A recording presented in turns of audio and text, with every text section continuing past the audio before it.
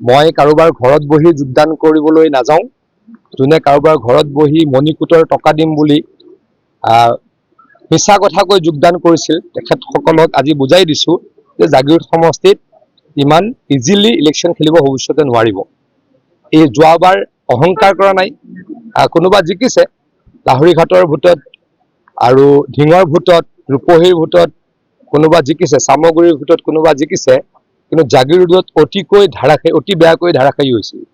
৭৭,০০০ ভোটত জাগিৰোডত হাৰিছিল। তেতিয়াৰ পৰা এগৰাকী ব্যক্তিৰ মোৰ ওপৰত হিংসা, কিয় জাগিৰোডত ৭০,০০০ ভোটত হাৰিল। গতিকে সেইগৰাকী ব্যক্তিক ক'ব খুজিছোঁ যে গড় হত্যা আপুনি ৰোধ কৰিব নোৱাৰিলে, আপোনাৰ বিৰুদ্ধে প্ৰসন্ন তৰুঙৰ হত্যাৰ অভিযোগ আছে।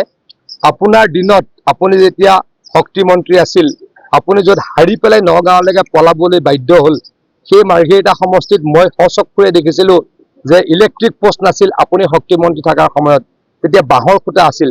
গতিকে আপুনি এগৰাকী ব্যৰ্থ মন্ত্ৰী, ব্যৰ্থ বিধায়ক, ব্যৰ্থ সাংসদ। গতিকে আপুনি মোৰ লগত বা আমাৰ সমষ্টিত আমাৰ দলৰ লগত কুচক্ৰান্ত কৰি ৰাজনীতি কৰি একো ফল নাপাব। আজিৰ এই ঘটনাই আপোনাক আমি প্ৰমাণ দেখুৱাইছোঁ।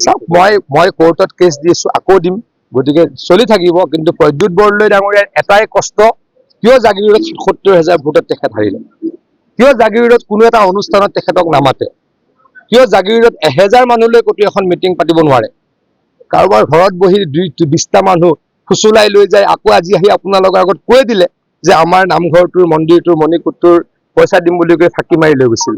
আৰু এগৰাকী ব্যক্তি যাক আমি ৬ মাহৰ আগত পাৰ্টিৰ পৰা এক্সপেল কৰিছিলোঁ আমাৰ দলৰ বিৰুদ্ধে কাম কৰাৰ কাৰণে, তেওঁতো আমাৰ দলৰ ব্যক্তি নহয়। এতিয়া আমি দলৰ পৰা অব্যাহতি দিলোঁ বা এক্সপেল কৰিলোঁ, তেওঁ আমাৰ ব্যক্তি নেকি?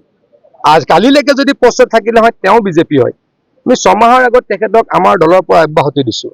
গতিকে কুচক্ৰান্ত কৰি লাভ নাই, ৰাইজৰ কাৰণে কাম কৰিছোঁ, ৰাইজৰ লগত আছোঁ। গতিকে আমাক ইয়াতে ভগৱানৰ আশীৰ্বাদত একো কৰিব নোৱাৰে। এই বছৰ ৭৭,০০০ ভোটত হৰুৱাইছোঁ, ভগৱানৰ আশীৰ্বাদত অহাবাৰ ৯০,০০০ ভোটত হৰুৱাম।